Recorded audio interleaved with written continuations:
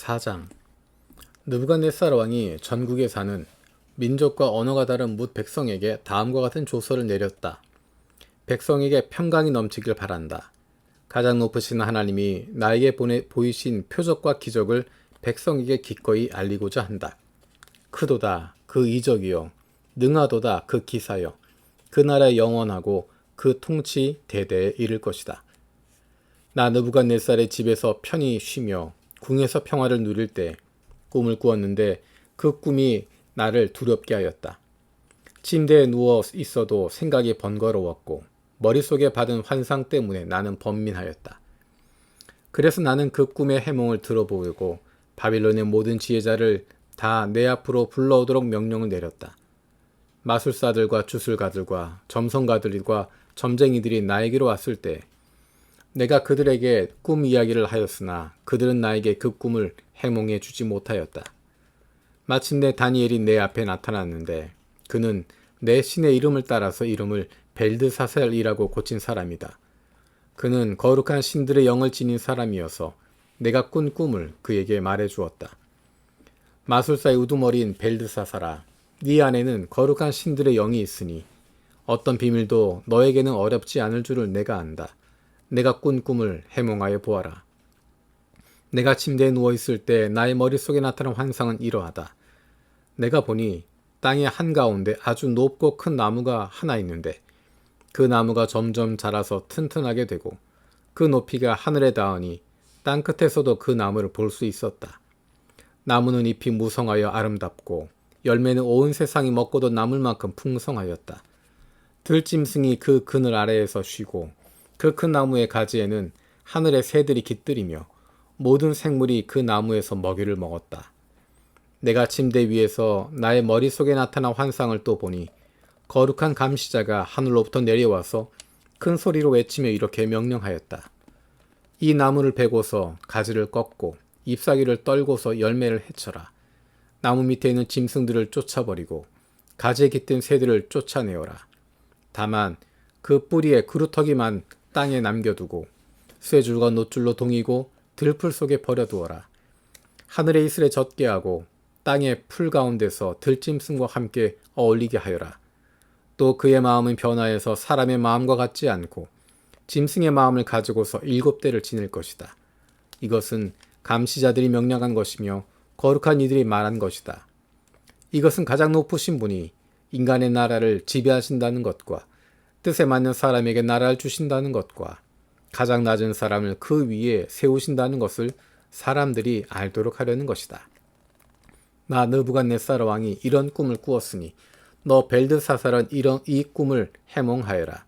내 나라의 모든 지혜자가 그 꿈을 해몽하여 나에게 알려주지 못하였으나 너는 네 안에 거룩한 신들의 영이 있으니 할 수 있을 것이다. 왕의 말이 끝났을 때 일명 벨드사살이라고 하는 다니엘은 한동안 놀라서 몹시 당황하였다.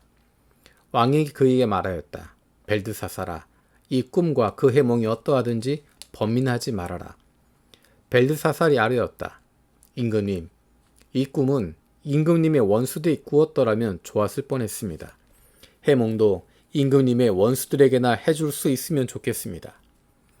임금님이 보신 그 나무는 점점 자라서 튼튼해지고 그 높이가 하늘에까지 닿아서 땅끝 어디에서나 그 나무를 볼 수 있었고 그 잎이 무성하여 아름답고 그 열매가 아주 많아서 온 세상 피조물의 먹거리가 되었고 그 나무 아래에서 들짐승이 쉬었으며 그 가지에는 하늘의 새들이 깃들었다고 하셨습니다. 임금님, 그 나무는 바로 임금님이십니다.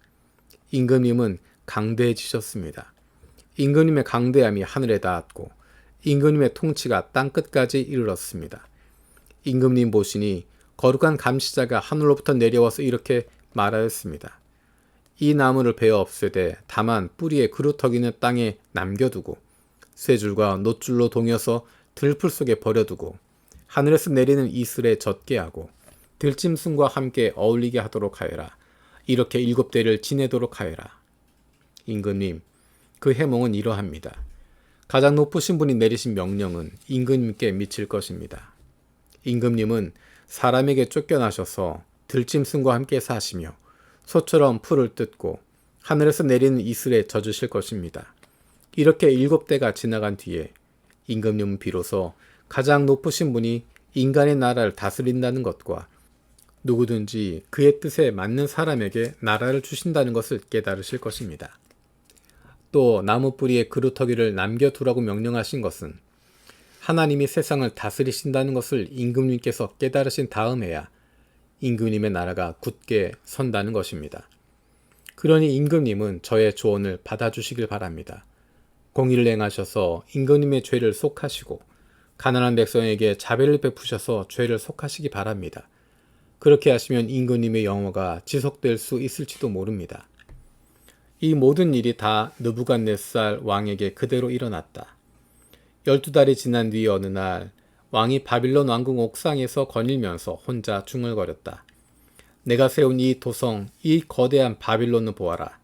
나의 권세와 능력과 나의 영화와 위엄이 그대로 나타나 있지 않느냐. 이 말이 왕의 입에서 채 떨어지기도 전에 하늘로부터 내려오는 말소리가 들렸다. 느부갓네살 왕아, 너에게 선언한다. 왕권이 너에게서 떠났다. 너는 사람 사는 세상에서 쫓겨나서 들짐승과 함께 살면서 소처럼 풀을 뜯어먹을 것이다.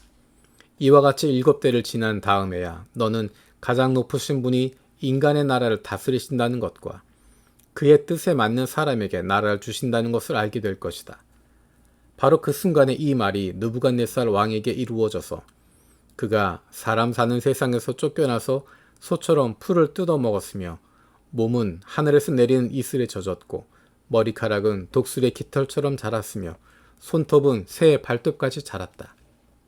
정해진 기한이 다 되어 나 느부갓네살은 하늘을 우러러 보고서 정신을 되찾았고 그리고 가장 높으신 분을 찬송하고 영원하신 분을 찬양하며 그에게 영광을 돌렸다. 그의 통치 영원하고 그의 나라 대대로 이어진다. 그는 땅의 모든 거민을 없는 것 같이 여기시며 하늘의 군대와 이 땅의 모든 거민에게 뜻대로 하시지만 아무도 그가 하시는 일을 막지 못하고 무슨 일을 이렇게 하셨냐고 그에게 물을 사람이 없다. 내가 정신을 되찾았을 때 나의 명예와 위엄과 나라의 영화가 회복되었고 나의 고문관들과 대신들이 나를 찾아왔으며 나는 이전보다 더 큰 영예를 받으면서 왕위를 회복하였다. 이제 나 느부갓네살은 하늘의 왕을 찬양하고 높이며 그분에게 영광을 돌리는 바이다. 과연 그가 하시는 일은 모두 참되며 그의 모든 길은 공의로우시니 그는 교만한 이를 낮추신다. 5장 벨사살 왕이 귀한 손님 1000명을 불러서 큰 잔치를 베풀고 그 1000명과 더불어 술을 마셨다. 벨사살 왕은 술을 마시면서 명령을 내려서 그의 아버지 느부갓네살 왕이 예루살렘 성전에서 가져온 금그릇과 은그릇들을 가져오게 하였다. 왕과 귀한 손님과 왕비들과 후궁들이 모두 그것으로 술을 마시게 할 참이었다. 그래서 예루살렘에 있는 하나님의 집 성전에서 가져온 금그릇들을 꺼내서 왕과 귀한 손님과 왕비들과 후궁들이 그것으로 술을 마셨다.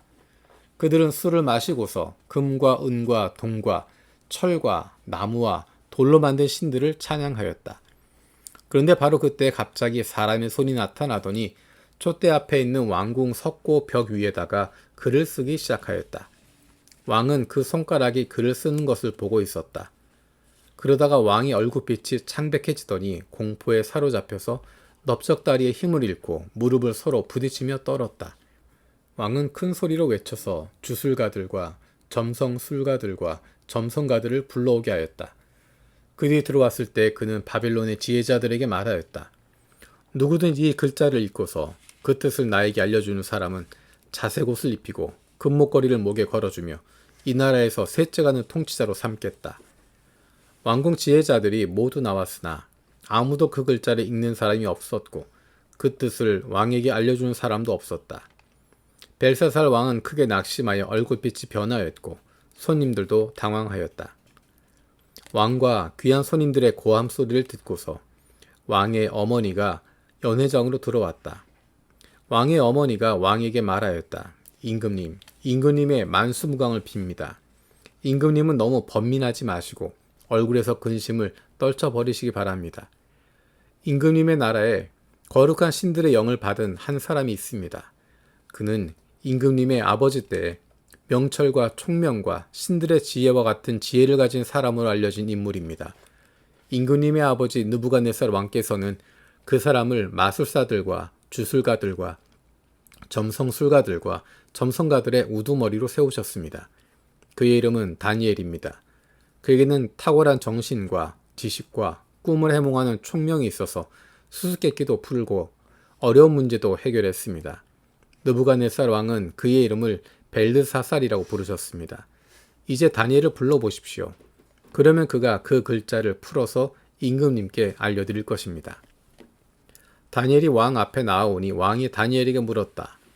그대가 바로 나의 부왕께서 유다에서 데려온 유다 포로 가운데 하나인 그 다니엘이란 사람이요. 나는 그대 이야기를 들었소. 그대에게는 신들의 영이 있고 명철과 총명과 탁월한 지혜가 있다고 들었소. 내가 지혜자들과 주술가들을 이리로 불러와서 이 글자를 읽고서 내 앞에서 그 뜻을 알아내라고 하였으나 그들이 이 글자의 뜻을 나에게 풀이하여 주지 못하였소. 그러나 나는 그대가 글자를 해석할 수 있고 어려운 문제도 풀 수 있다고 들었소. 지금 그대가 이 글자를 읽고 나에게 뜻을 풀이하여 주면 그대에게 자색 옷을 입히고 목에 금목걸이를 걸어주고 이 나라에서 셋째 가는 통치자로 삼겠소. 다니엘이 왕 앞에서 아뢰었다. 임금님께서 주시겠다는 선물은 거두시고 임금님이 내실 상급은 다른 사람에게 주시기 바랍니다. 그럴지라도 저는 이 글자를 읽고서 그 뜻을 풀이하여 임금님께 알려드리겠습니다. 임금님, 가장 높으신 하나님이 임금님의 아버지 느부갓네살 왕에게 나라와 큰 권세와 영광과 위엄을 주셨습니다.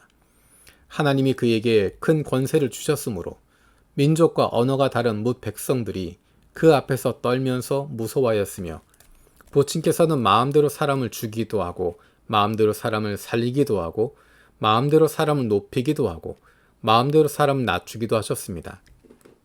그러나 부친께서 마음이 높아지고 생각이 거만해지셔서 교만하게 행동을 하시다가 왕위에서 쫓겨나셔서 명예를 잃으신 일이 있었습니다. 사람 사는 세상에서 쫓겨나시더니 그의 마음은 들짐승처럼 되셨고 들나귀와 함께 사셨으며 소처럼 풀을 뜯으셨고 몸은 하늘에서 내리는 이슬로 져주셨습니다. 그때야 비로소 부친께서는 가장 높으신 하나님이 인간의 나라를 다스리시고 하나님의 뜻에 맞는 사람을 그 자리에 세우신 줄을 깨닫게 되셨습니다. 느부갓네살의 아드님이신 벨사살 임금님은 이 모든 일을 아시면서도 마음을 겸손하게 낮추지 않으시고 하늘의 임금님이시요 주님이신 분을 거역하시고 스스로를 높이시며 하나님의 성전에 있던 그릇들을 가져오게 하셔서 임금님의 귀한 손님과 왕비들과 후궁들이 그것으로 술을 마시게 하셨습니다. 그리고 임금님은 보거나 듣거나 알지도 못하는 금과 은과 동과 쇠와 나무와 돌로 만든 신들을 찬양하시면서도 임금님의 호흡과 모든 길을 주장하시는 하나님께는 영광을 돌리지 않으셨습니다. 그러므로 하나님이 손을 보내셔서 이 글자를 쓰게 하신 것입니다.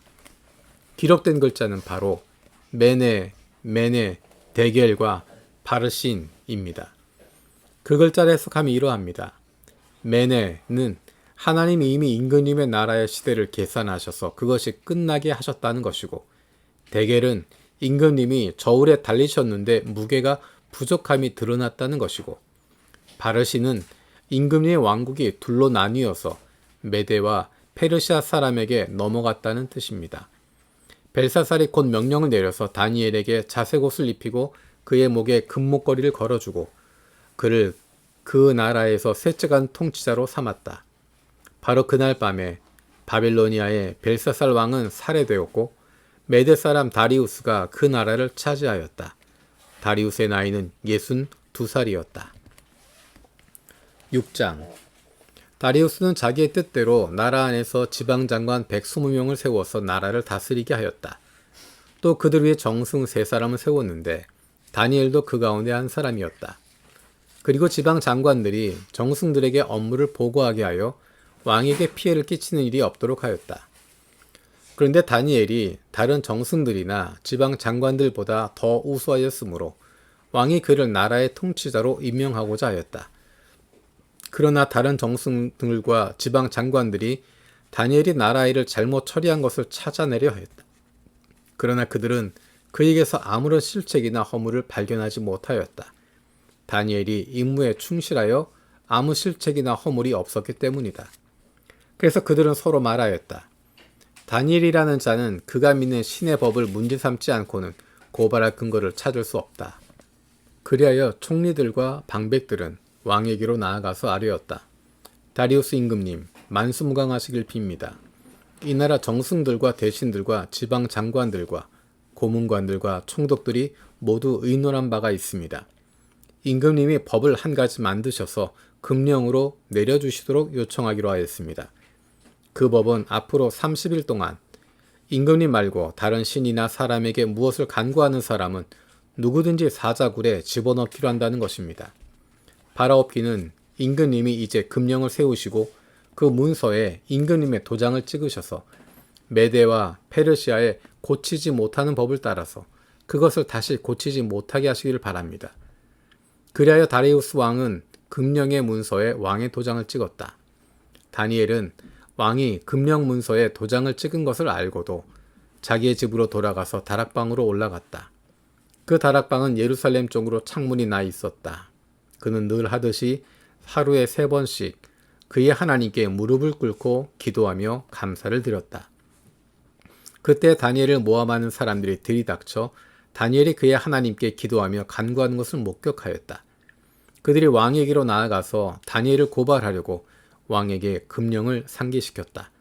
임금님이 금령의 도장을 찍으시고 앞으로 30일 동안 임금님 외에 다른 신이나 사람에게 무엇을 간구하는 사람은 누구든지 사자굴에 던지기로 하지 않으셨습니까? 왕이 대답하였다. 그 일은 고칠 수 없다.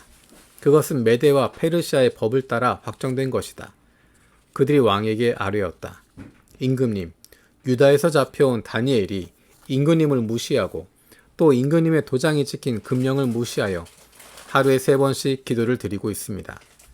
왕은 이 고발을 듣고 몹시 괴로워하고 다니엘을 구원하려고 마음을 쓰며 해가 질 때까지 온갖 노력을 다하였다. 이때 이 사람들이 왕에게 다가와서 말하였다.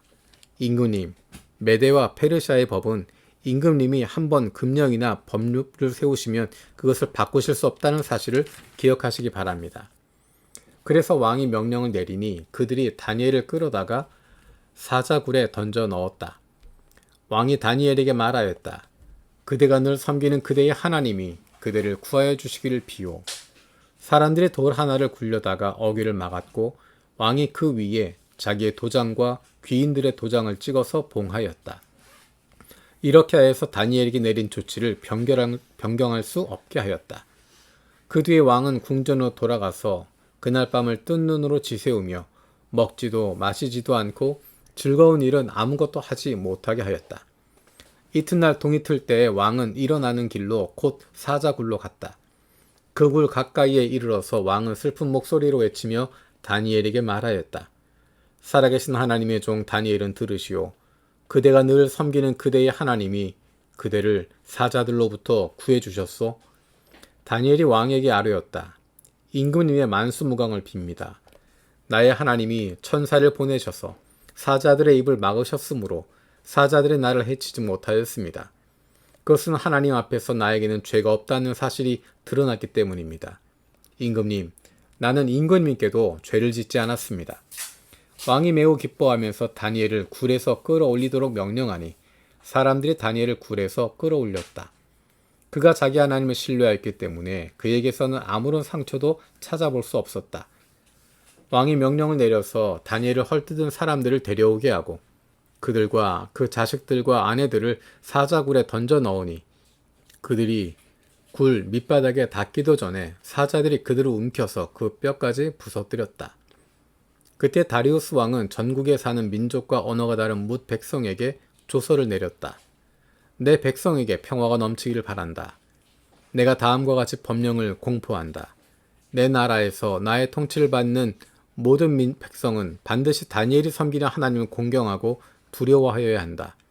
살아계신 하나님이 영원히 다스리신다. 그 나라는 멸망하지 않으며 그의 권세에 무궁하다. 그는 구원하기도 하시고 건져내기도 하시며 하늘과 땅에서 표적과 기적을 행하시는 분 다니엘을 사자의 입에서 구하여 주셨다. 바로 이 사람 다니엘은 다리우스 왕이 다스리는 동안과 페르시아의 코르레스 왕이 다스리는 동안 잘 살았다.